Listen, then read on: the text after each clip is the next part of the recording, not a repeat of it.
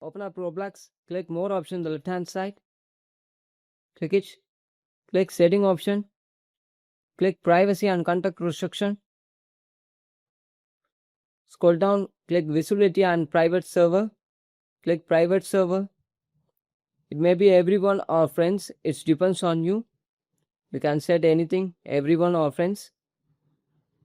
Once complete after, come back, search for run. Type the following text: percentage local app data percentage Roblox. Click OK.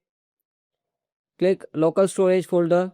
Delete the files inside the folder. Come back. Click log folder. Open up. Delete the files inside the log folder. Come back. Click temp capture storage. Delete the files if you have. Is 3 things complete after. Come back. Next, search for Windows Defender Firewall.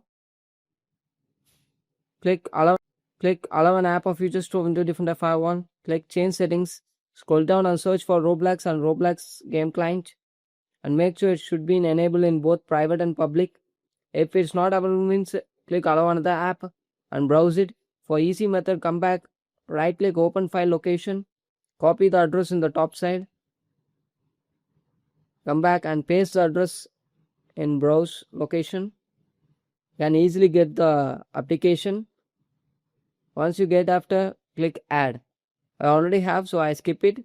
So you have add like this. Make sure both Roblox and Roblox client should be added. After completing this, go on with settings. Click network and internet settings. Click advanced network settings. Click network reset and reset the network.